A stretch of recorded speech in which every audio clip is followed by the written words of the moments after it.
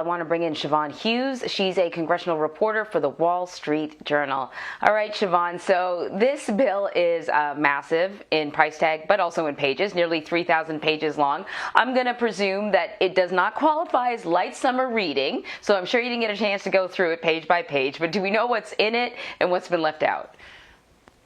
So we know a lot of what's in it, from the top lines to some of the details. $110 billion for roads and bridges is the biggest ticket item. There is money for public transportation. There are some elements of climate activist wish lists, like money for electric vehicle charging stations, money, as you said, for broadband, money for water and wastewater infrastructure, very important for places like Detroit, where the pipes have been coming apart.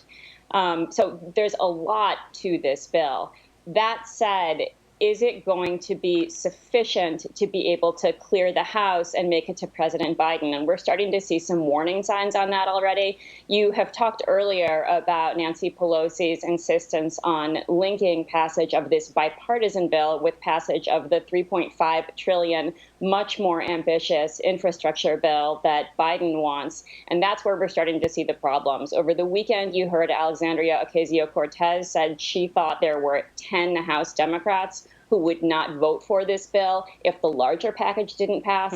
That is a problem for Nancy Pelosi, because she can now lose only 3 votes, not 10, if she's going to pass anything on a partisan basis.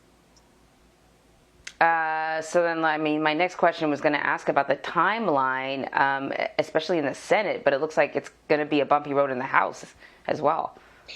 It's going to be a bumpy vote in the House as well, but let's set the stage for viewers for this week. The Senate comes into session at noon, and we'll learn a little bit more about when the votes on this narrow $1 trillion bill begin. You should see some amendments. The supporters of the bill will have to fend off a lot of amendments, and Chuck Schumer has said final passage of this bipartisan bill should come this week.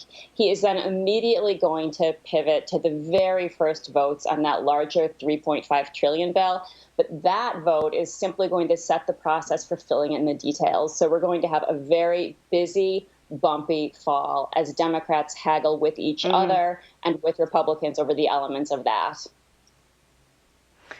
So yeah, let's talk about that bigger infrastructure bill, because I feel like sometimes it gets really confusing for the viewers, because we have sort of this one infrastructure bill that's associated with trains and planes and automobiles and what you would expect, and then this bigger one, the human infrastructure. It's a budget bill that a number of Democrats, and in fact, as you pointed out, Nancy Pelosi, for a period of time said that she wasn't even going to look at the $1 trillion bill unless she was guaranteed the $3 trillion bill was going to move forward. Where are we on that? So you're right. For viewers, the public works piece, the physical infrastructure, is at hand today. But where we are on the bigger, larger human infrastructure bill is there are a million conversations happening behind the scenes among lawmakers about what they would like to include in that bigger package. That bigger package, to refresh your memories, will include things like dental services getting covered under Medicare, vision services, an extension of that child tax credit, the money that's already going into people's pocket, a much more ambitious climate bill that is designed to wean the country off of oil and natural gas and electrify the country.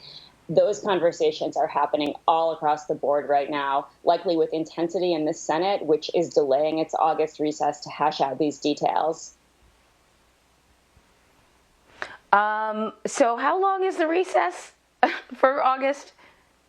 Well, it was going to be about 7 weeks, but so far the Senate's recess at a minimum has been curtailed, and Nancy Pelosi has told the House, be on call, I may potentially bring you back in, and she's getting a lot of activists pushing her to come in right now on something separate, on the extension of the eviction moratorium. So this is not the recess of light beach reading that lawmakers had perhaps hoped for.